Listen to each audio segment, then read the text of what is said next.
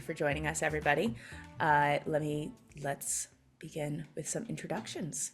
So first up, we have Jacob Moffat, otherwise known as Jake, if you're that friendly with him. And Yeah, he yeah. is an Emmy-nominated co-creator and head writer of Archibald's next big thing on Netflix. He's built a career writing for kids shows like Rubble and Crew, Bugs Bunny Builders, Madagascar, A Little Wild, Mutt and Stuff. And he has projects spanning over Nick Jr., HBO Max, DreamWorks, and more. But most importantly, he owns an ice cream shop in SoCal. So if you're an ice cream fan and an animation fan, Jacob's the guy that you're going to want to talk to. So he will be bringing us storytelling insights on what it takes to make kid-centric content really resonate. So I know we can't really hear each other, but we can give him a virtual welcome. Well, thanks for having me.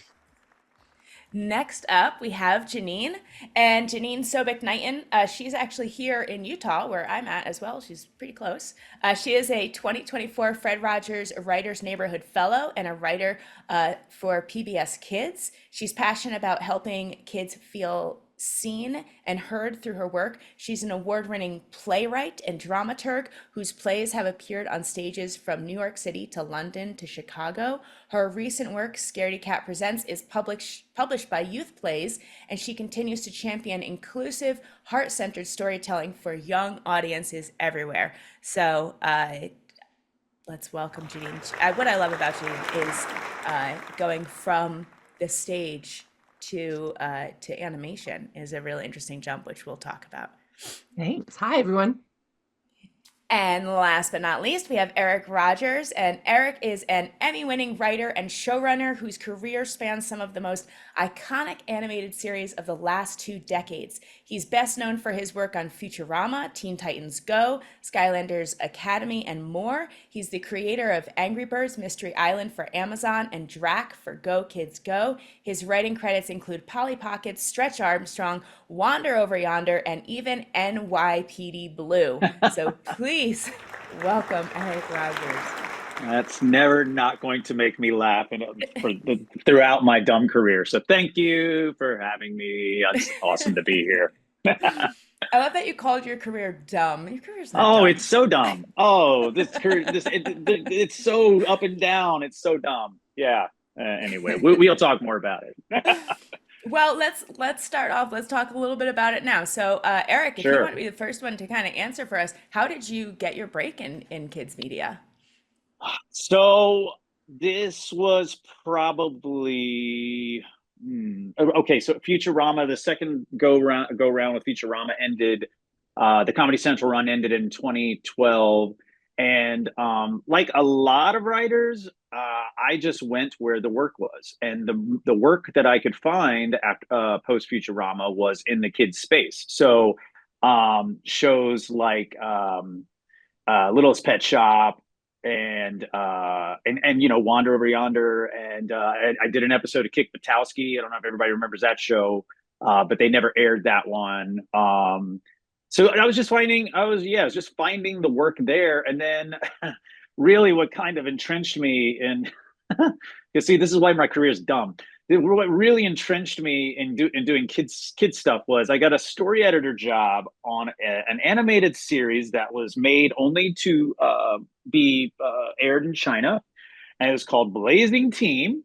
So a few episodes aired at like 3 o'clock in the morning on Discovery Family here back in like 2015, 2016. But this show was about kids who have yo-yos, and they combine those skills with Taekwondo to fight bad guys.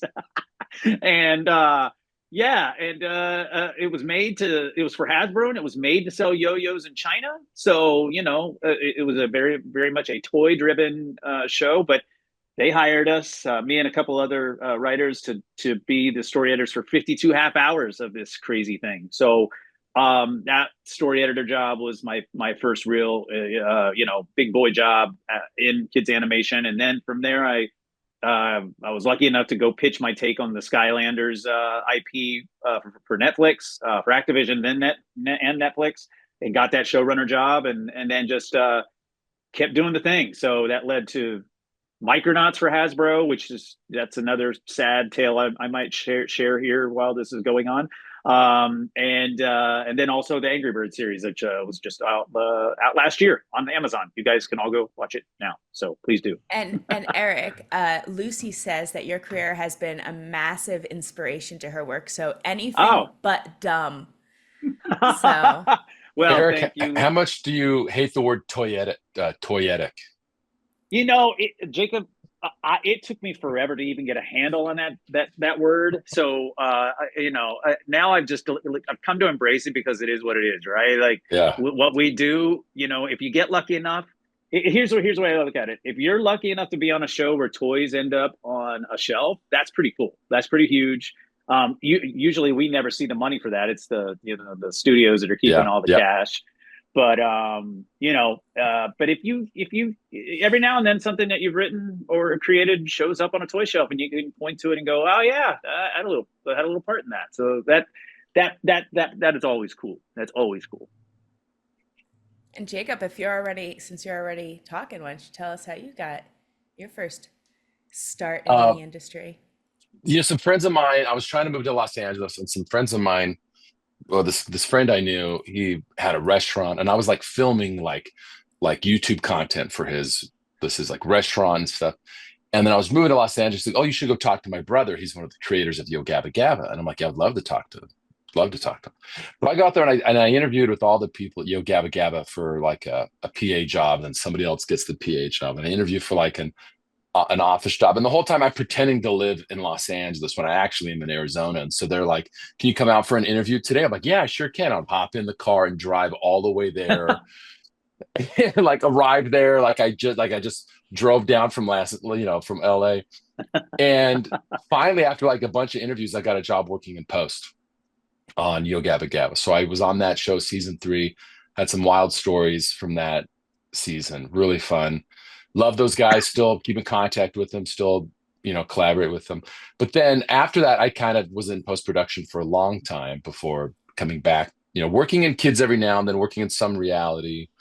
But I was like, Eric, for a split second, I thought I was going to write, television dramas. That was all of my spec work, all of my stuff was all geared for television, drama. And then what happened was a friend of mine had written this kid's book, and then we're like, hey, this would make a fun TV show. So we just wrote this pilot, and then literally in a span of like, that one, all of a sudden it just felt easy. It was like, oh, people are responding to this. And then we were lucky to pitch it and lucky to sell it and get a development deal. So the first time I ever pitched and wrote an episode of kids television, it got made. It got turned into a show. Wow, That was the first thing I ever Awesome. did in kids. And then now I've that's awesome. and then as soon as I got into kids, it was like, why did I wait so long to get here? I should have rushed to kids. That's how I feel about it now. That's awesome. And Jeanine, going from theater to kids media, how'd you make that transition? Yeah, I mean, really the answer to how the break came in children's media was actually like theater in terms of I as a playwright, I write a lot for children's theater and writing for young audiences, which is something that I just really loved. And that led to a curiosity of children's television. And so I started exploring that, and it was really hard to explore. It was really hard to find any answers on that. And really just any kind of advice of like, how does one do this? And I found the Fred Rogers Writers Neighborhood program, and applied for that last year and got in. And that was, I mean, it was life-changing and it was amazing and completely wonderful. And it led to my writing on my first show. And yeah. Nice. So let's actually talk a little bit about because you're in Utah, and we Mhm. did have a question from someone. They wanted to know if you are not in LA or not in a major hub, how do you kind of get that writing break in somewhere outside of? I mean, we just talked about Jacob. He kind of just faked it and pretended like he lived there. Go fake it. Yeah. But how do you kind of get into the industry when you're somewhere that doesn't seem so locked into the industry? Yeah, that was a huge question that I had going into it, and it was really interesting. Like my Fred Rogers cohort, there's 8 of us, and 2 of them are in LA, and the 2 are in New York, and the rest of us are elsewhere. And so that was a huge question in terms of like, do we all need to move to LA? And is it possible to have a career outside? And as I was in the program, it was really interesting because all the like showrunners and head writers and people that I was meeting weren't in LA. Like they were all elsewhere. And I was like, ooh, I want to be you, and you don't live in LA. So how do I become that? And as I've been talking to a lot of people, pretty much what everyone is telling me is the like one good thing that came out of the pandemic is the caring of you being in LA has lessened. And that's not necessarily true for everyone or every studio. And certainly there still are some jobs that do require you to be there. Um, but particularly as you're starting out and you're doing freelancing, um, people don't really seem to care.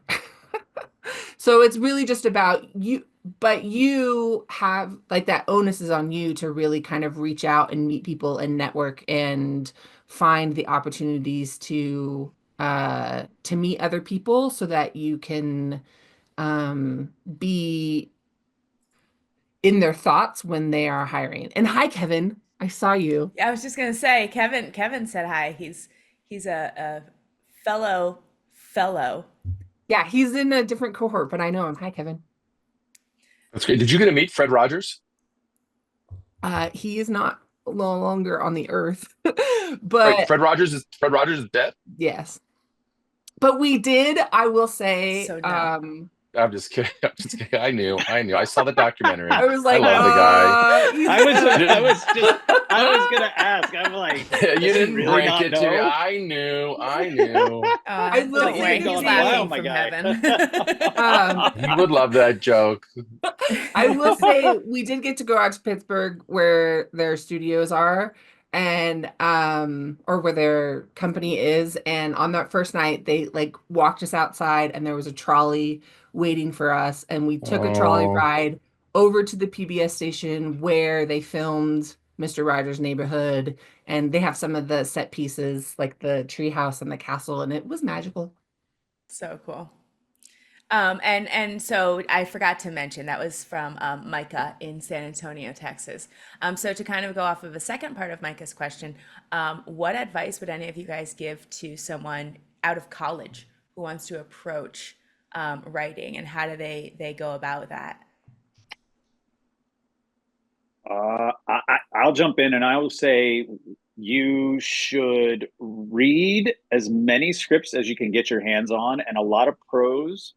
I feel like I could be wrong, but I'm very amiable to passing along work, produced work, to anybody who wants to read it, because I think the more you read produced work, the more you see what works, and you can apply that to your own craft and to the kind of storyteller and writer you want to be.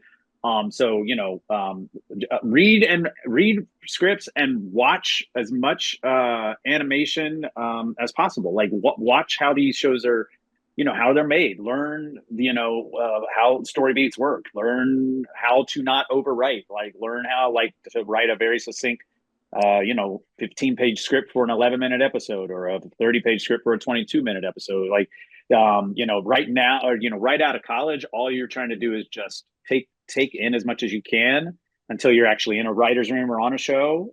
So until that happens, the best thing you can do is just read and watch, read and watch, read and watch. I agree with what Eric's saying. It's being able to read, reading is like any good novelist will tell you, if you read a bunch, you're going to write better novels. Yeah. But I feel like the same way is with scripts. It's the same way with any art form. You just have to consume it to also be able to create it. But there's an extent to that. The hard part too of being maybe not in Los Angeles is you're going to need to get your kind of like your feedback group together, and you may have to kind of create that organically. You may have had it like in a college class, but that is something that you're going to want to do, is find kind of your like little feedback group that you can exchange scripts with. I think Reddit is actually a pretty good forum for beginning writers, it can get a little weird and a little like, everyone's like, I got an 8 on the blacklist, and like, why has nobody hired me? Well, it's not the way it's not the way it works. But I think that like there's some positives. I think for the most part it's positive, and it's a pretty good community to ask questions and to read other people's scripts. And I think that's, yeah, you're going to need to get someone to, you're going to need to pass on a script and have someone read it and say, this didn't make sense. And so you can make sure it works on the page. Well, to that point, uh, someone's asking where can they find and like scripts to get their hands on to read and study. DM one of us online. Like I get DMs all the time with people asking, how do I get my hands on this stuff? I am not afraid to email somebody and go, hey, here's a bunch of stuff I've written, stuff other people have written. And like, Same. why not share it? Why not share? It's like, I'm not gonna. Oh, go ahead, Jacob. Oh, sorry. Find me on LinkedIn. I pass along pitch decks to people all the time of shows that nobody bought, things like that. Or scripts that got made, or I'll send them the Rubble and Crew script that I wrote, stuff that I probably could get in trouble for. But at this point, it's out in the open. I don't care. Like, it doesn't matter. There you go. Yeah. There's no reason to gatekeep. You know what I mean? Like, there's just if you're asking for it, I'll send it along. I just don't be afraid to ask. Like I think that's. Yeah. I was gonna say that goes with asking, connecting with a creator online and trying to see if they're open to a conversation or passing along stuff, and that also goes for, just to circle back to the having people read your stuff that Jacob was talking about, and having your cohort of writers. Don't be afraid to have people read your stuff. That's one of the biggest, I think, fears new writers, young writers, whatever you want to call yourself, have. It's like, oh my God, I have to share my work. The only way you're going to get better, the only way you're going to sell a thing, the only way you're going to get staffed is share your work. So you try to get over that as fast as possible as well. Yeah, and I will say, as someone who is a little newer in this, LinkedIn is such a lovely place. And this idea of like, go find the show that you're really interested in, look at the credits at the end and see who the showrunner or the story editor or whoever it is. And then reach out. If they're on LinkedIn, reach out to them. Not everyone will respond, certainly, but you would be surprised at who will respond to you. And particularly if you're like, I love your show, I'd love to talk to you and like pick your brain and not have it instantly be and hire me, but like work on, I was at Kid Screen for my first time this past year, and I was in a room with a bunch of execs, and there was one from Disney, and she was like, just remember, we're all people. So like, let's get to know each other as humans and as people. And when you focus on that, then you really be surprised at what sort of things people are willing to be able to hand you, such as scripts or things like that. Can I add to also be open? Because I feel like a lot of times people will show their work, whether it's written or like an illustration or something, and someone will give them critique. Oh, they just didn't understand it. Oh, that's just not their genre. Oh, and there's all of these, and it's well, what's the point of sharing your work if you're not going to take the feedback? That's right. Yeah. I remember it's about reaching out on LinkedIn. I reached out to the creator of Bluey, right, Joe Brum, like literally weeks after it aired, and I'm like, and he didn't respond because like, why would he respond on LinkedIn, right, or whatever, and so that was like January of that year, and then COVID happens, right, and then I get a response from him like 2 weeks into COVID. He's like, oh, thanks for the nice words, I'd love to chat. And he lived next door in Australia, next to the showrunner that I worked with at DreamWorks. This talented writer named Nakia. And so I was like, hey, I think I know your neighbor. And so then we hopped on a Zoom, and I get to talk to this guy. And he's just, it's like everyone talks about Bluey, and it's like, it's the benchmark show, but he's just a dude. He's just a dude that it's just like, just that's it. And it's it's kind of demystifying when you meet these people and you realize, oh, they're just like us, and they just happen to work in cartoons. Yeah. And to that point as well, some of the nicest people you'll meet in our industry work in animation, and that's a fact. Kids. And kids especially, like kids animations. It's just like there's something about people that work in kids animation where there's just they're nice and there's no ego, and they're very open and they treat you like a human being, and it's a really great space to work in because of the humans. So I just want to add that. It's better than NYPD Blue. Is that what you're saying, Eric? Oh, it sure is. It sure There's a lot of is. there's a lot of ego in television. I worked in reality. That was the worst. There's just a lot of, I don't know why reality it's like the fakest thing, but then the contrast, the whiplash of working in kids was life changing for me. It was very Yeah. different. Yeah, I love our industry. Sorry, I was just gonna say you need to have an ego to be in this industry. You have to believe in yourself. You have to believe in your writing, but a little ego goes a long way. You know, a lot of ego, just get the hell out of here with that. But you know, you got to have a little bit of ego just to believe in yourself and know that you can make it and not give up when the times are tough. So Yeah. Agreed. That's an excellent point. Yeah, that you don't just think, oh, I'm the worst and I shouldn't have an ego, but rather be proud of what you do. That's right. So I have a question here coming in from British Columbia from Mike. He wants to know what your favorite writing exercise or warm up is, and I'm going to add to it kind of staring at the blank page. How does it not remain blank? I'll go. This is one that I had to solve. We would have, when COVID happened and the writer's room went away or it changed to a screen, that was really difficult because there's a certain energy that comes from that you couldn't really replicate in over Zoom. And so some of my best stuff, what I would do is I would go basically to like some form of like sensory deprivation thing. Like a lot of times I would be in the shower and I would just be thinking about the scene and just doing whatever the jokes and the voices were. And then just thinking like about like forcing myself to really like think about what it looks like on screen. And then I would record it into a voice memo app. Right. And then I would just dictate exactly what's in the voice memo app. Because for me, like my brain does not like, I have some like mild dyslexia. So for me, like just looking at a blank page doesn't really work. I have to get it into something else and then something else and eventually transfer it to the page. So it's either like on a note card. So for me, I started doing it on a voice memo app, and then I would pull up Final Draft and I could just dictate what I wrote. And then it was on there. It was actually on the page, and it was like 5-6 pages. And then I can from there just start editing it and tweaking it and refining it. And that's how I still write a lot of scenes, is I will just literally like imagine them how they look, like not even think about the words, just like perform them and then write them down, record it, and then write it down. It's my process. I don't do it all the time. I don't do it but when I actually start scripting scenes, and especially like big scenes, that's kind of what I do. Smart. Yeah, I'm kind of the same way. I have a really hard time going to the computer for the first thing. So I actually have one right here. I'm a pretty analog person where I write things down.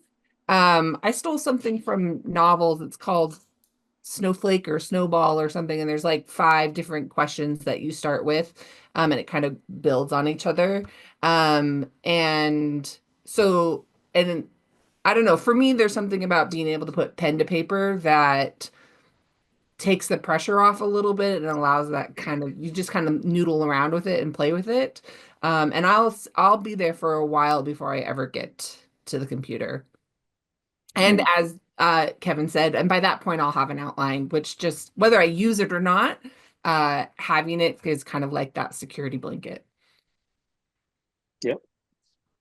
I'll just add really Yeah. quickly too. If you're trying to write a script and you start and you're at the beginning and you're looking at the blank page and just trying to figure out how to get going, something I do when I write film scripts, I will write the scenes I know I'm already excited about, and I'll just write the scene out, knowing it's not the start of the movie or the start of the show, but I'll have that scene figured out. Like whatever one I know I'm excited about and is banging around in my brain, I'll put it down on paper, and then I'll just earmark. I'll be like, yeah, I know this is going to go somewhere in here, but this is allowing me to actually dive into this story a little bit and try to get to know these characters a little bit and start to put this world down on paper. without me having to start right at the beginning. You know, the beginning of anything is always, I feel like that's the toughest. It's always the toughest. So if you're stuck at the beginning of your story, you know, just write a scene in the story that's not at the beginning, and then see where that puzzle piece fits later. That's great. Kind of go for what you already know. Yeah. Yeah. That's awesome. I'm gonna shift a little bit because Jacob mentioned it briefly. Um, Not everyone in this call right now who's joined us is a writer. Some of them maybe are just thinking about getting into writing, but maybe they think that there's something that's blocking them. Jacob, I know growing up, you did have some reading and writing challenges. If you want to talk about those and kind of how you got over them to become ultimately maybe like the opposite of where you thought you'd be in terms of Well, career. you're very kind. To say that I got over them is funny because I definitely. Yeah. People will often send me back screenshots of my texts to them with like literally like this is where these words need to go. Like you forgot some words, like my family members. But I remember like growing up, they had like all the different. They divided us into like the reading groups, you know, and I was clearly they had to like make a whole new group for me on the low end. But I just it was really hard for me just to read text and to stay focused on text. So I started listening to a lot of audiobooks, and of course I liked watching movies, but I loved story, and story was my favorite. So, but I just writing it was just so hard to do. So for me though, it like I think I write with a partner. My writing partner Drew Champion. Shout out to Drew. He is not on the call, but it's really helpful to have a writing partner because then there is this like kind of balance that comes where I can write fast and I could type fast, but sometimes I'm just skipping over words and it's just kind of like fragmented and I have to go back and put it together. But what I do now a lot of is I will, like I said, it's a really verbal for me. Like I will voice it out, I'll record it, I will type it, I'll have it speak it back to me because I can hear it. I can hear that it's wrong, but I just can't see it. So then at that point, then I can hear it when it plays back and Final Draft has some features on there. But for me, it wasn't necessarily a matter of overcoming it as much as it is just to realize that story, like there's different ways to tell stories and you don't have to necessarily be really good at typing. Screenwriting, don't tell anybody this, it is the easiest art form to write. Anybody can screenwrite. The idea that we're gonna like mystify this thing and make it complicated, it's not. It is one part a blueprint and one part art. It is very much a technical document. There's some prose in it, but the best scripts kind of have that handshake between prose and technical that's really clean and easy to read. And then the worst scripts are like on the opposite ends of the spectrum. So it's like it's not a very complicated art. Like it's there's some subtlety to it to do it right, but like it's way different than writing a novel. Like the idea of sitting down and writing, a couple thousand words a day is daunting, but to sit down and write 10, 15 pages of a script in an afternoon, that's a breeze. We have a question kind of going off of that, and I apologize if I'm completely pronouncing your name wrong. Hia has a question. So just kind of going off of what you were just saying, what are the key aspects to consider when writing a script for a children's audience? Or in your opinion, what is the most important what is the most important to make the story engaging, accessible, and safe for kids? So if it is so easy, how do you approach it specifically for kids? Oh, I'm sorry. It's really easy, guys. I'm not saying it's easy. I'm saying it's the barriers to entry are like some of the least, and it's not a very long thing. It doesn't anyway. I know what I meant by that comment. Don't give me notes. I knew what I meant. You took it wrong. I think for me, the starting point for everything that I work on is character. Like the character is king, and everyone. I think simple plot, complex character is kind of a great way to look at most screenwriting ventures. Nothing is truer in that form, I think, than in kids' TV. You have really simple, like you look at Bluey as the example, and those are actually complex family dynamics with simple plots, and they're not trying to do too much. And those are the ones that kind of resonate and last. So I think that's a really great place to start. Is it's got to be character. Your character has to be unique, has to have a POV, has something to say, that has to be able to change kind of the characters around them for the better. So the character is king. And so if you're starting, I would start with what character you're the most interested in telling stories for. Great stuff. I mean, and also just kind of to divide what kind of kids content, divide it up a little bit. If you're writing for a preschool show, usually that's much more thematic. That's much more very simple stories. You're appealing to a much younger audience. So, you have to play it very safe as far as like the kinds of jokes you can tell. And, it's a lot more physical humor as opposed to very sophisticated wordy sort of stuff. You don't want to go over a little kid's head, so it's more stuff that they can see and respond to as opposed to set up joke. With 6 to 11, that's a much more safe space to do the jokey joke stuff. And we've seen 6 to 11 has really shifted to that over the last 10 to 15 years, where it is more sophisticated humor, and the stakes are higher for characters. You can be a little bit more real in 6 to 11. And also just I think as far as if you're trying to figure out whether the thing you're writing is kid appropriate or adult appropriate, I think just use your common sense. Like if it's a very racy or edgy joke, you're trying to put the wedge in there, like it's probably not going to fly, because of the age group you're aiming for. So, keep that stuff for your Family Guy and Bob's Burger specs. But yeah, I hope that makes sense. Actually, going off that, Eric, you wrote for Yeah. Futurama, Mm-hmm. and then you wrote for Skylanders. Yeah. So kind of I mean, so I have a question. So this is coming from a question from Lucy. And Lucy's asking, what was it like to adapt Skylanders into a TV series for Netflix? And what advice would you give to someone looking to write an adaptation? And then after that, I have kind of a follow-up question specifically about Futurama. Sure. So for Skylanders, adapting the show was, to kind of co-star Jacobs. It's all easy. It wasn't easy to adapt, I would say. But what's funny about a video game is video games are very much like, here are your characters. They might have a quippy little one-liner. That's the thing that they say when they're doing their thing. And then they go and you're playing them and they're going and collecting coins and fighting bad guys and all that good stuff. So when you're creating an animated series off of something like that, and again, this goes back to what Jacob was just talking about. You've got to come up with character. When I got that meeting to pitch my take on what Skylander should be, it was all about character. I said, I told Activision knew what they wanted.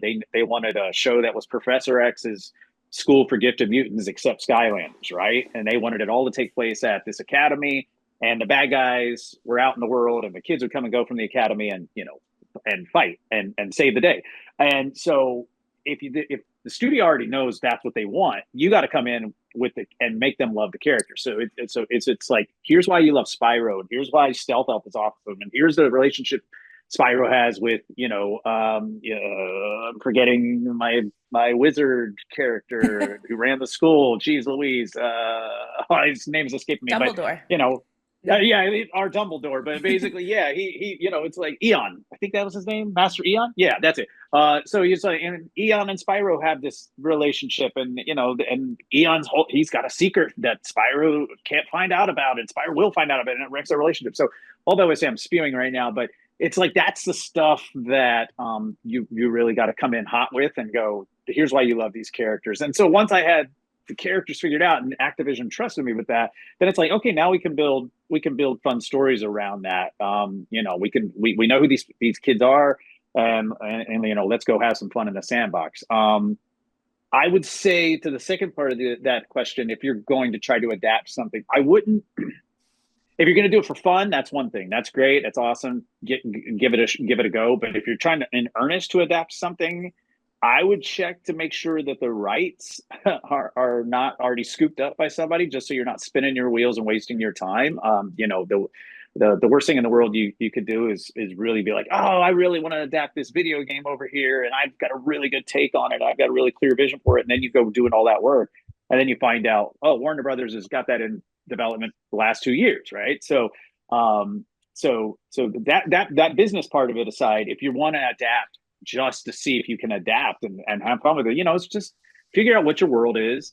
And like I said, figure out what the world is, figure out what you want every episode of that show to be, and mostly figure out why the characters matter and why we want to go on adventures with them and why we want to come back and see them every week or every episode. You nail that stuff, and then you're off to the races. And it's that easy. No, I'm kidding, but it really is. It really is just yeah, nailing your characters and figuring out the world and going from there. And I would say with where everything's at right now, IP, like the chances of you creating an original show is low. Like it's Yeah, that's just true. really low. Like you're Yeah. gonna spend most of your career writing, you know, characters that already existed, or adapting characters that already existed in some form or another. Archibald is based on a book, you know, that existed. And granted, we changed some characters and renamed, and we got rid of one. Like that is all adaptation. But yeah, the likelihood of you creating something, you know, from scratch that goes big out the gate is low. But we're going to talk about that later, and kind of creating your own stuff for like YouTube, and that is a possibility. But then that is like pure creation. You get to own all of that stuff. But now it matters even more. Right now, those characters that you're creating have to be that much better, because they have to stand alone without any pre-existing IP or without any pre-existing emotions that people are bringing to those characters. So they have to be that much better. Totally. So as kind of a part two to that, and speaking specifically about characters, um, if you are writing for, let's say, in Janine's case, theater, if you're writing for drama, if you're writing for adult animation versus kids animation, um, how does your writing process differ between those? I know specifically, Eric, you did drama, you did kids. Janine, you did theater, you did you're doing kids now, and uh, Jacob, even I know you did live reality as well as kids, and kind of how does the process differ across genres? I would say my like quote unquote process doesn't change. I still go through the same steps with every script that I'm working on. Um, but for me, and this kind of gets back to one of the earlier questions, is really trying to understand who is my intended audience. Because if I'm writing for preschool, or I'm writing for high school, or if I'm writing for adult audiences, um, the scope of the story is probably going to change. The focus of the story might change. The limitations that I'm playing within might change. And so it's really, for me, it's really getting crystal clear on that, so that once I kind of have those, all right, this is what I am, these are the people I hope would want to watch this. And then I start writing with those people in mind. And that will kind of guide how the story develops. Those are great answers. Honestly, yeah. I mean, not much to add off of that other than understanding your audience. You know, obviously, not obviously, but like, you know, somebody watching Futurama is probably not the same person that's going to be watching Polly Pocket, right? So you know, it's just really understanding the audience you're writing for, and that's so much so much easier said than done. But it really kind of just is, it does boil down to that, and you just knowing what you can push and what you can get away with between the different types of mediums, you know, or audiences. You know, obviously I can do I can do Bender ass jokes on Futurama, and you're not going to try that on, an Angry Birds series. So, Well, birds don't have butts, so Yeah. exactly. Well, They have fair. Quakes. That's They fair. do have butts. There you It's just all one hole, Jordan. If we're being completely honest about it. go. Well, There and you go. I think part of that is really respecting the audience. Like, yeah, if you're writing a preschool show, they are just certain developmental things that you need to be aware of in terms of what they can understand and what's funny to them and what's not funny to them. And that doesn't make them a lesser audience. That just makes them a different audience. That's right. And making a 3-year-old giggle with delight is like, I mean, so much fun to do. Um, and it's a different joy than making an adult chuckle over something. And neither is better or worse, or they're just different. And so really kind of leaning into whatever age range you're writing for. Hmm. I will say Well, for me, like the emotional arcs in a children's cartoon are a lot smaller, right? Whereas yes. Yeah. if you're writing a feature, it's a little more complicated. I note card all features, and I will write, long form treatments for all features, and I will pitch features to people all the time. And I'll give them like the deep dive and like the middle dive. And so I can just hear it out, and then so I can pitch just these character arcs. I don't do that for kids. When I work in kids, for kids, it's usually like understand the characters and write an outline and just how to get them emotionally from A to B within that one episode. So like for me, there's a lot less, uh, there's a lot less preamble in writing kids. It's mostly just kind of like Mm. a quick outline, and I can start scripting. Whereas features, it is really trying to understand what it is, like what the movie is, what the characters are, what the arc is, and then script it. There Eric, you go. years ago, I wrote a spec that got me my first manager. That was a episode of Futurama. It was called, Oh, nice. yeah, it's called Prehistoric Prime, where the group goes to this like planet where they can hunt dinosaurs for game, and Ah, but Jeff Goldblum's head is there, and so we just basically just made fun of Jeff Goldblum's oh, the show speaking. should have done that Oh my episode. god, this Oh, was that's like, I'm gonna send great. it to you. I'm gonna send it to you. This was like 2009, 2010. I wrote this. See, It's a long time ago. that's what I mean. That you nailed it then, dude. That's what Futurama does best, is take stuff like that and twist Yeah, it on its head. And yeah, that sounds really good, dude. I'd watch the I'm gonna hell out send of it. I'm that. gonna, I'm gonna send it to you. So Love it. okay, you guys mentioned getting to know your audience. How are you on TikTok looking at what the kids are looking at? Are you interviewing people? Are you asking people constant questions when you meet them on their viewership habits and what kinds of stories they like? Like, how do you get to know your audience? Well, an easy answer is have a kid. Yeah, Easy. That's not easy, Eric. no, but no, absolutely not. But I will say I've told people this, many times over the years. Especially because I've been working in the kid space for, gosh, steadily since like 2013, 2014. My son was born in 2012. So I was like, I had this front row seat to him as a toddler and what he liked and didn't like. And then as this little boy, what to that 6 to 11 phase, what he responded to, what he loved and what he didn't love, what he thought was boring.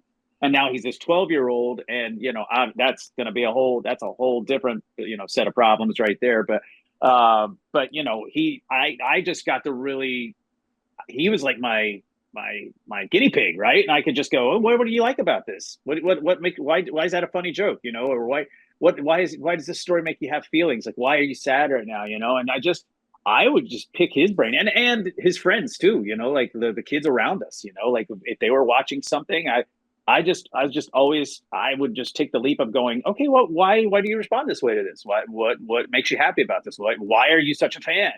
What is it about Bluey that makes you want to watch every episode? And that's like an easy answer for that question. That's just, I had that somebody next to me every day that I could just Your own little learn research from. department. Yeah, Yeah. my own little R&D right there. There you go. Yeah, I have two young kids right now, and I definitely have a folder on my iPhone that on my notes that's just like funny things that they do or say or and I love a job where I get to sit and watch TV with my kids and call it research. And watch what they're responding to and things like that. Obviously if you don't have kids, there are ways that you can um if you have nieces and nephews, or if you have friends who have kids, or like go hang out, not in a creepy way, at like a library or something like that. I know friends who like get jobs that keep them around kids. So they like work at a preschool, they work at a children's library, they work at a bookstore or something like that. But yeah, I do think that gets back to that respecting your audience sort of thing. Like, I listened to, and I should have written it down, but I listened to a podcast once that was with a children's writer, and they're like, kids are the best and hardest audiences because they won't give you pity laughs. Like if they're not interested, they'll just get up and walk away. Like they're not going to be polite about it. And so that like the assumption that I can come in and be like, well, I know what a 4-year-old likes or something like that without actually talking to a 4-year-old or being around a 4-year-old. Like again, I think you need to respect your audience enough to spend some time with them. Agreed. Well said. Kids, and I got 4 kids, and they're tough critics. But it is interesting, like the shows right now. I have oldest is 13, youngest is 7, and the shows that they will all watch together that's the show where I'm like, okay, they will sit down and Mm. all watch. We went through Skylanders, Eric, Oh yeah. years ago as a family. Love that show. But like, so like for us, it's this thing now where it's like if this one show will entertain all of them, that's a show That's that I good. want. That's like I want to somehow replicate that. It's hard to do. And then I'll have these characters and I'll put them in a deck and they'll see it over the shoulder and then they'll be like, what's that one? And there'll be other times where I'm working on something and they don't even care. I'm like, oh, this one's.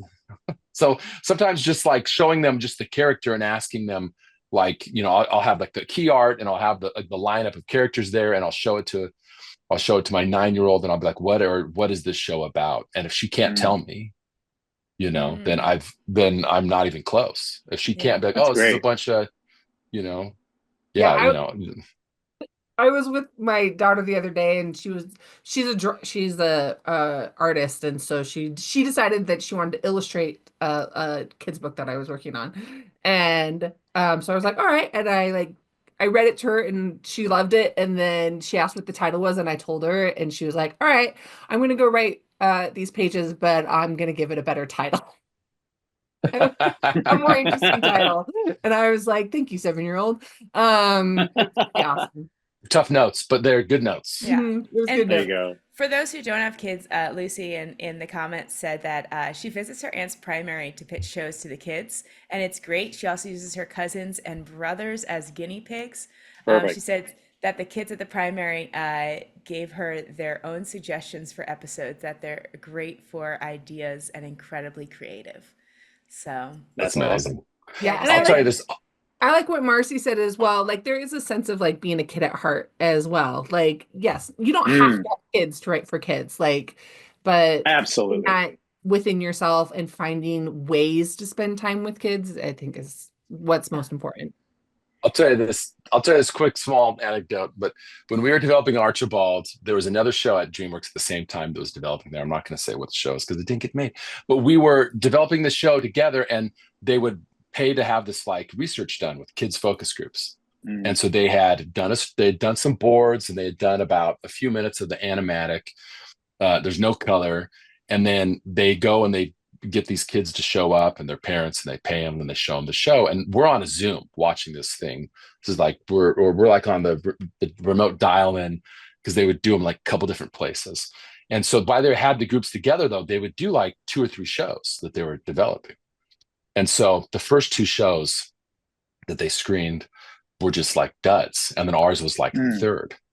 And ours tested really well and did great. And now, but the whole time I'm like, did it just test well because the first 2 were just kind of dry, and then by Mm. contrast, our third one was good. Mm, And so you kind of start getting in your head, a little bit, but that was the most stressful I've ever been, is like being on this thing, Wow. watching a screen, and it's just a camera on a room full of like 15 kids like looking up at your thing, and you're just waiting for that first laugh, and when it finally comes, you're just like just to That breathe that again. is my least favorite thing to do, Jacob. If I've had the opportunity a couple times to be in a room with families and watching something for the first time with them, and it makes me sweat bullets, because 100%. you're just sitting there going, God, please let these jokes that I think are funny, or let these moments that I think work. And you get in your own head about it so much. And that's definitely when you're like, if it's not working the way you thought it would, it's like the imposter syndrome, just is like, oh. So yeah, man.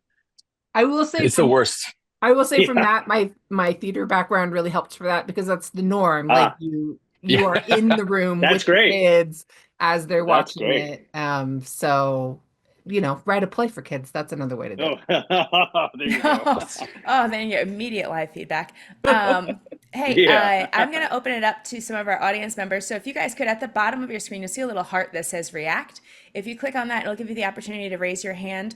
If I call on you, I'll unmute you, or you can unmute yourself, turn on your camera, and ask your questions. So if anyone has any questions, feel free to virtually raise your hand right now. Oh, it looks like Hollis. Go for it. Hello. First, I'd like to thank you all for coming here to just lend us some advice to aspiring people getting into the industry. And I wanted to ask, so we've been talking a lot about sort of how to sort of make stories for kids and stuff, but how do you create stories that can reach children from various different generations? Because sometimes like generation gaps and culture gaps can make that kind of stuff difficult, because they don't understand things that like you understood as a kid, or that kind of stuff. So how do you make stories that can reach children from various different generations? I think, Hollis, that my answer for that is, kids, even though the generations change, right? And kids are, different generations of kids go through different things. Human stories are always going to still just, they're going to be human stories, right? Heroes and villains, and finding love, and losing a family member, or going on an adventure, like those things, right? That's all timeless. And so that's the trick, is to just try to tell timeless stories that all will always resonate with any sort of 6-year-old from 1945 to 2025, right? Like they're this, humans are humans. And I think it's like, don't overthink it, and I will say this too. One of the things that I think Jacob and Jeanine will attest to this too, is that studios are very they're hardcore about putting too much. Sometimes they're hardcore about putting too much pop culture-y stuff into your episodes, because that stuff is the stuff that will date the work you're doing. So maybe lean away from anything that like feels like it's too in the moment, as far as like the story itself, or like or beats, but does that make sense at all, what I'm saying? Like, I feel like in my brain it makes sense, but I don't know if the words make sense. Yeah, It makes sense. I'm going to back you up here, Eric. One of the things I think that would help if you're trying to appeal to multiple generations, is they have to be represented, right? You look at the Disney model of shows, and like Gravity Falls, or even like Big City Greens, or even like Moana, or even like Encanto, all of these things, right?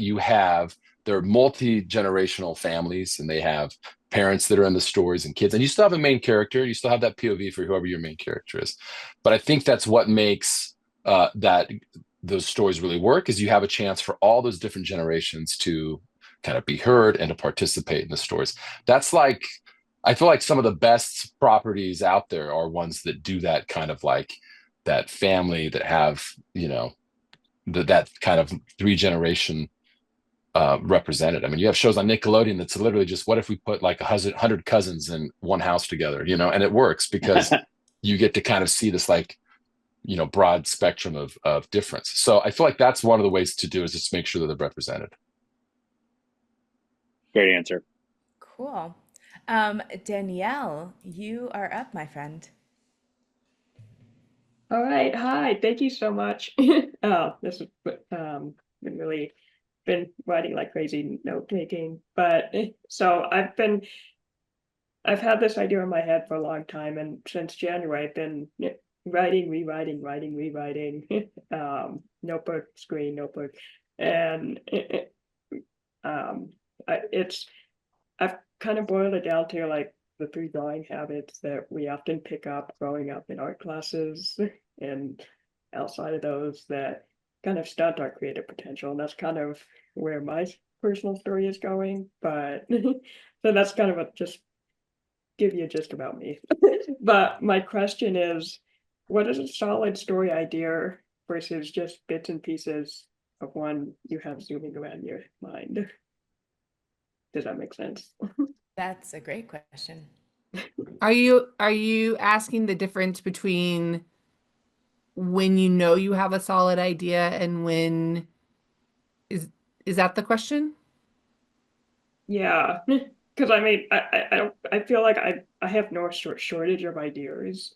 I'm just um Is the task trying to like find the one to get what most is, excited about? or like what does a solid story idea look like versus just like bits and pieces of one, but you have a piece missing. Well, Um, I was just gonna say short answer is, can you see the beginning? Can you see the middle? Can you see the end? That's like that's really simple. But if I know the beginning and the meat of it and the ending, then I go, that's a story. That's a story I can write. I know how to make that happen. So yeah, I know that sounds simple, but really I feel like that's when I think it's time to really start cracking. And Jacob, I think you were going to just say something. well, I was going to piggyback on that too, and to piggyback that from the character's POV. How does the character start? How does the character change at the end of the story, and what caused that change? And is that a story that's going to resonate with a lot of people and gets you excited personally? Yeah. Then I feel like that's how you kind of know that you have that spark. And there's always that one idea that I have where I'm like, I just have to get it out before I can kind of move on to some of these other ideas. It's the one that, like, when I go to sleep at night, it's the one I kind of think about, like, oh, tomorrow I'm going to work on that. That's the one you got to do today, right? That's the idea. That's the one you keep coming back to kind of the most. Yeah. Yeah, That's a great answer. yeah, I think also like I mean it's that classic wisdom of like have a notebook or have a notes app or whatever where you're just dumping all those ideas into, because I also find that I mean that gets back to like the blank page idea. Is like one of the best ways to not have a blank page is like, again, I have everything on my desk. Like this is mine, and when I'm like, oh, I need to write something new, what did I think about 6 months ago? Like what did I think was an interesting story? And because I do think, particularly if you're writing for, I mean, obviously, if you've been given an assignment of an episode and like this is the thing that you have a contract for and a deadline, like that's a different thing. But if you're writing for yourself and for your own pleasure, whether that's a spec or something like that, the one that that you're just thinking about all the time, that pops in your head in the shower, that like keeps you awake at night, that because all ideas start just with a part.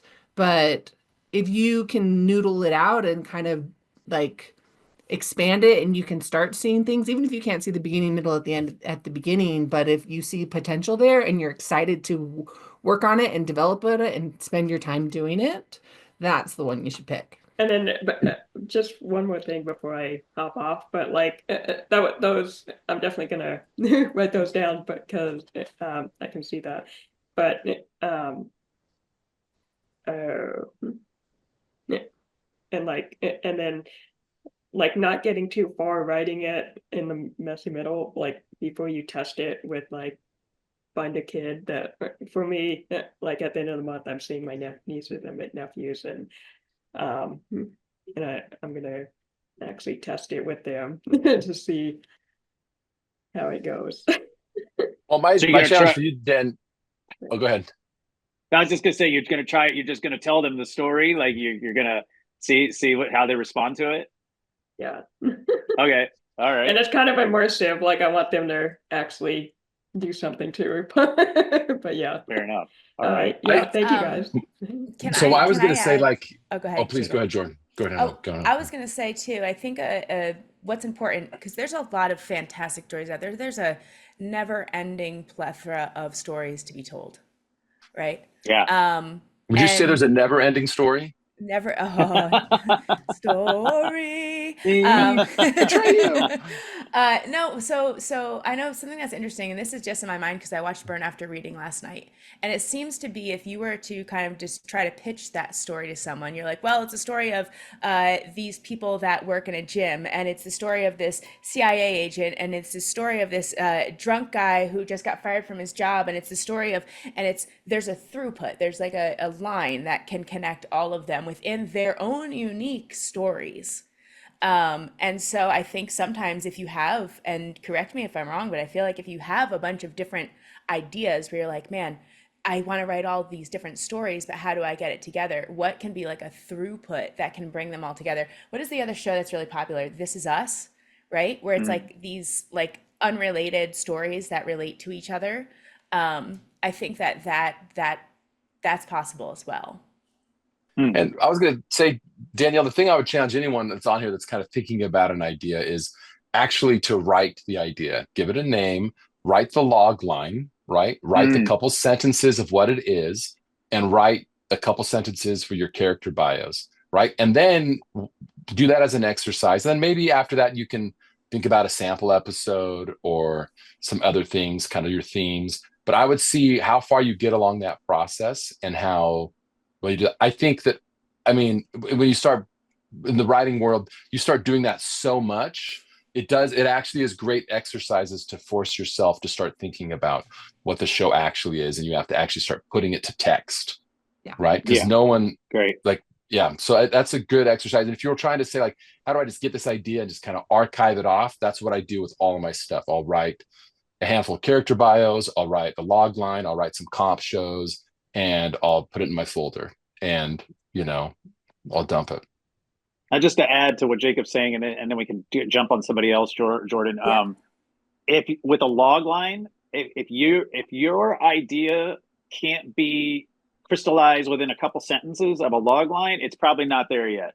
So that is a great way to start. If you have an idea, you try to write that log line. If that log line starts to get bloated or it's convoluted and it's not simple and straightforward, and somebody can't get it right away, your story probably needs a little bit more work. So I love that, Jacob. I think it's a great way to attack.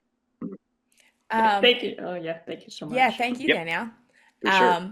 Nick Ritter, I'm going to go to your question next because I think it has a good throughput to this question. So if you want to come on, I can let you answer it live or ask it live, or I can ask it for you. Oh, hello. I heard my name. Yeah, Nick. Nick, come on down. You're the next contestant on. I am here. Here, I'll turn on my camera so you can see my face. Hey, Nick. thanks for doing this. This is awesome. Okay, what is my question? My question is, any tips for making sure you're not writing too much content for a given episode? I am a serial overwriter, so I'm always looking for ways to simplify. I think this is where Eric's note about reading comes into play. You get to see kind of what it looks like on the page, and then you kind of get to realize how much is too much. There's actually a lot of a white space on the page because there's actually readable scripts actually have a little less action line, especially in kids. I would make sure that you have, it is a lot of dialogue is kind of telling the story in kind of quicker ways. The kiss of death for me when I'm looking through people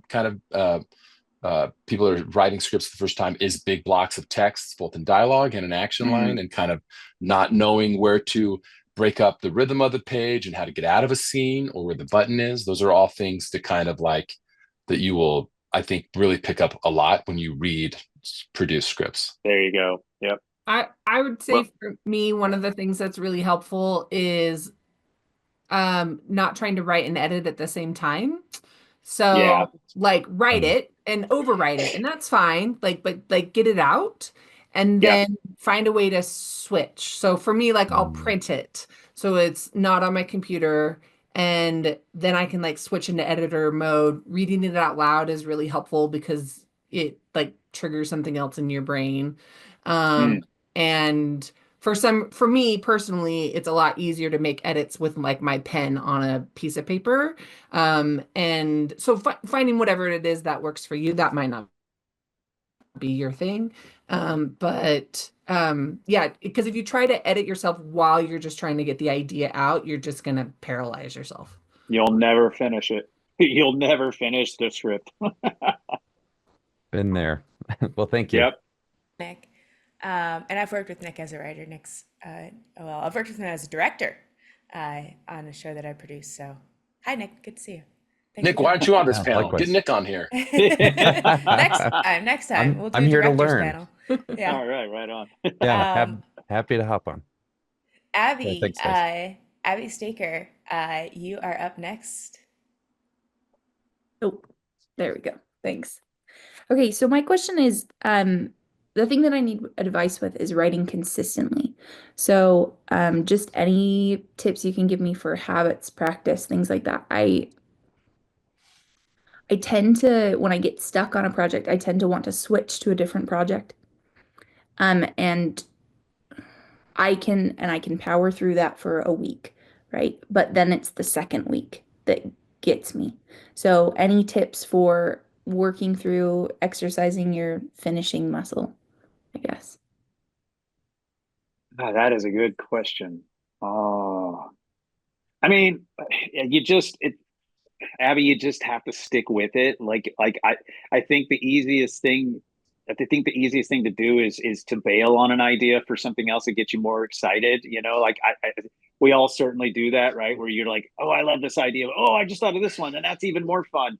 I think that really just sticking with the one idea until you've seen it all the way to the end is you just have to force yourself to do that, because if you don't, you're just going to have a bunch of half-baked really good ideas that never become a complete thing that you can share or try to sell or try to staff with. And it's just really forcing yourself to make sure that if you start something, you get to that finish line. And again, I know a lot of what we're saying, it sounds simple and it's easier said than done, but it really is just it's just flexing that muscle and just really, if you're going to sit down and start it, make yourself finish it. Yeah, I hope that helps. I'm I think you gonna gotta. go, Oh, sorry. Jacob. Don't. I think you have to give yourself. Someone has to have. So you have to give yourself a deadline that someone's going to keep you on the hook for. Oh, And that's a that's good where. one. And Yeah. that's where like these collaborative writers groups come into play. Where like I remember I was going to these ones, and if you didn't have your scenes turned in by like Thursday, you didn't get to participate in the read through on Saturday, right? So like things like that I used to go to were crucial, because that you start realizing that just finishing it is one of the first steps. So find a way to put yourself on the hook, commit to someone, find someone to read it, say, hey, I'm going to send it to you in a couple of weeks. There's just, I'll tell you this story there. We did this elevator pitch to this like Disney executive for a movie that nobody bought. And out of the whim, we get a call like the next day. And he's like, hey, I love that pitch. Can you send me the script? Right. And we're like, oh crap, it's not written. Right. We'd outlined it. We'd written a few scenes, and he now wants to read the script. So we're like, okay, great. We'll send it. We literally responded back to him. Hey, we're doing some, we'll send it to you next week. So my writing partner and I then pursued to like write this script over the course. It was like mostly written, and we turn it to him and he likes it. We meets with us, and we don't make the show, but he's a contact of ours now. But like, we never would have finished this idea if he didn't put the heat on us. I will say I both agree with what they're saying and gonna offer an and.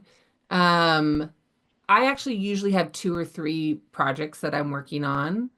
because it actually does help me to bounce. And you have to put a limit on it. And it's that same thing of like, these are the 2 or 3 things, and I'm going to see both of these to completion. But if I'm at a point where I'm just like hitting my head against a wall and nothing is working, it actually helps me to switch to a different project and get in a different brain space. And often that work will then trigger an idea for the one that I was stuck on. So again, I think someone was like shiny object. I was like, that's true. It's And a real once you thing. have like your 2 or 3, that's where your notebook comes on. You're like, I'm going to write down all these other ideas that sound really interesting. And I will allow myself to do that when I finish one of these. But it can actually be helpful. Said. I'm going to do a little shout out right now to Creator Society. If you aren't familiar, look up Creator Society. They are a great group of people. I've known them for a couple of years now, and they have different events like this, virtual events. They also have different groups within their Discord, and they do have an animation story group.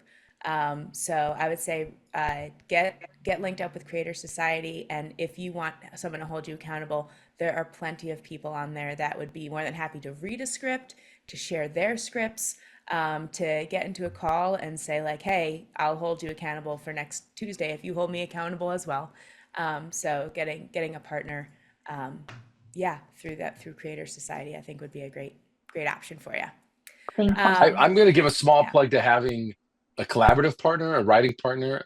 It doesn't, if you like some of these things that people bring up has helped having someone that I can bounce things off, or if I know we're meeting on a specific day, we can do that. Or even like writer's block gets helped by having a partner. So for me, that's been a way to really to kind of help do that. I know not everyone's in a position to necessarily have a writing partner, but when you're starting off and you're doing it as at the beginning of your career, you know you're not getting paid for it yet, but at some point when you do start getting paid, it does kind of suck to have to split that money with your writing partner.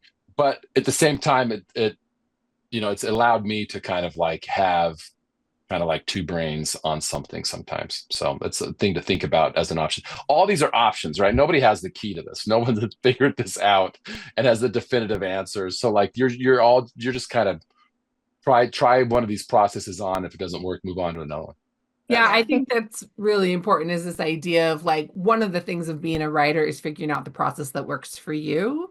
And so coming to things like this is great because you can hear, 3 different opinions, and try some things out. And if it works for you, great. Or if it sparks a different idea, great. And if it doesn't work, like, let it go. It's fine. I have a question coming in. Emilio, if you would like to ask your question live, or I can read it for you. I'd also like to build upon your question. Hi, can you hear me? Yeah. Yeah, so just maybe this is a little too, I guess, counting your chickens before they hatch kind of question, but at what point do you involve an agent when pitching a show for when you were, pitching the shows that you were doing? When is an agent involved? Before, after? Yeah, just kind of And having questions about that. to build on that, how do you find them as That's a well? yeah, Yeah. that's a good one too. All But right. you don't currently have an agent, right? No. I've been trying to pitch. I've been able to pitch a couple times, but yeah, no agent. I say this sometimes, that sometimes you may sell this first thing or get your first writing job kind of on your own, and then at that point there may be a chance for you to get representation. I think that I've had writers like that were scripts coordinators on our show that we've moved up to writers, and same thing, I just got promoted to writer and they were able to meet with and sign with an agent then. As I've gotten older and longer, I've gotten more. I love my agent and I think they're great, but I also would have probably waited even further to get an agent. I would have done it, a lot later in the process. I had an agent before I ever sold anything, and they didn't really do much for me, but then we actually were able to sell the show and get in the room, mainly because of the actor we had collaborated with to do the work on the show. So like our agent had nothing to do with it at the end of the day. That So yeah. that's Jacob's hitting the nail on the head, and that it's a good thing for everybody in this space to hear. The agents aren't like the magic elixir to work that everyone seems to think they are. They can they can pave pathways for you to find work. That a really good agent or agency should and does have their ear to the ground about jobs and open pitch assignments and things of that nature. But I think a lot of my time with reps, with managers and agents, most everything I ever landed was because of my own hard work and my own building of relationships. And ultimately, the reps did not prove to be worth the time, effort, and money. So I think it'd be great for everybody to understand, like, yeah, having an agent sounds like this super sexy thing for a writer and a creator and a producer, but it's really not. It's really, I mean, it's all about you and how hard you want to work and how much networking you're willing to do and relationship building you're willing to do. That is going to get you into the rooms where you pitch your ideas. And I will say this, and this again, and I know I keep saying easier said than done. I will, based off my relationships in the industry, if I have a good idea and I have the log line worked out, and it's ready to rock, I will send that out to some exec I know, or whatever, some producer I know, and I'll go, "What do you think of this? Like, would you want to hear more of this idea?" And when they say yes, then it's like, and this goes back to what Jacob and Jeanine were saying about deadlines and stuff too. Then I know, oh crap, now they want to hear this idea. I actually have to figure this whole thing out, right? So yeah, I think it really just don't get hung up on the agents and managers being this thing that's going to find you the work. Emilio, just really work on your craft and coming up with great ideas and coming up with undeniable hooks. And once you have that under control and you've mastered that, the work will find you. I promise. Creators will read your stuff and go, that person's great, or oh, I could be in a writer's room with them, or executives will be like, oh, that's a really good marketable idea. I want to hear more. So yeah, I hope that all that word spewage helps. And the real thing you're going to need before an agent is probably a lawyer. That's going to be business attorney's good. Yeah. So like that's going to be I know a lot of people that are in their career that are further along or that have had to do a lot of stuff and they've dumped their agent and all they have is a lawyer. So like you're going to want to have someone to be able to read over that contract and stuff. But I would say wait on the agency thing. I would say delay it as long as you can. Yeah.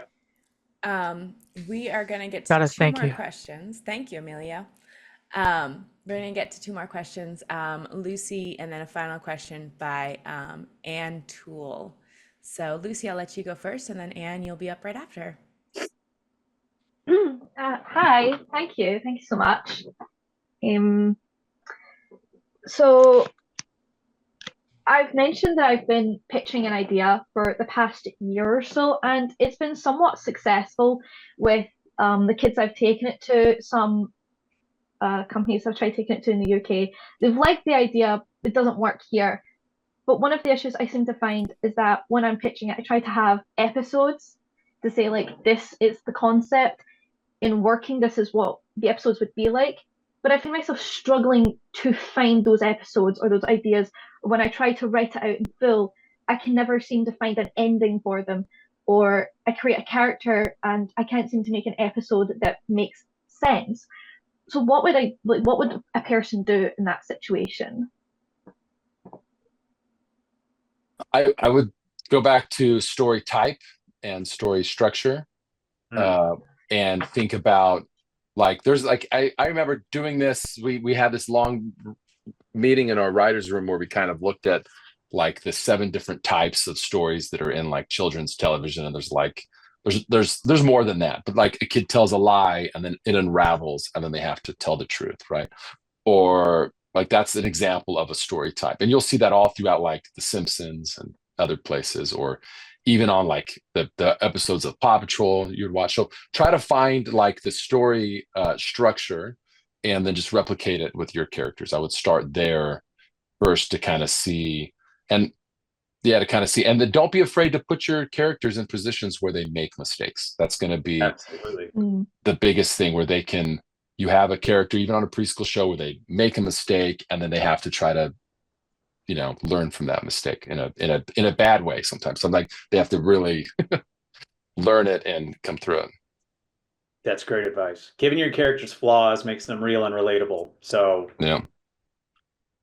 The most popular social medias are the ones that show the process over the final product. So if that's anything to take away from what people want to see, right? Yeah. Cool. Thank you. Well, thank you, Lucy, and thanks for joining us. And Anne, you have a very important question. I'll let you go ahead and ask that live. Oh, let's see if Anne's coming in. If not, I can ask Anne's final question. All right, final question from Anne. She is asking, Jake, where is your ice cream shop located? Oh, you're right. You know, I already responded. It's in Corona, California. It is on the I-15, kind of like, yeah, that's about where it's at. So it's like, as far as away is north of San Diego, it's that far east of Los Angeles. That gives you ideas. Riverside County in Corona.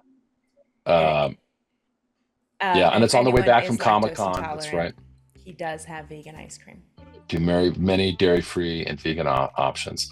Yeah. But yeah, it's a lot of fun, and there's a lot of overlap in ice cream and writing kids cartoons. So, what's the name of it? It's called White Lion. White Lion. White Lion. White Lion, LYON, handcrafted cookies and ice cream. It's that's fun. Nice. There's cookies there too. Otherwise, just lying to everybody with the name. Yeah, that's exactly. There's cookies. And to answer someone's question, they asked where this recording was going to be posted. We will be posting it up on our YouTube, so keep an eyeball out for that, as well as continuing to post different talks and stuff from the expo that we had last year. So, guys, thank you so much for joining us today. Just as a reminder, our next event is coming up on June 14th. We will have Emily Brundage here live at the University of Utah in the Eccles building. So head over to sketchtoscreen.org. You can see our other events we have coming up this summer, some virtual, some live.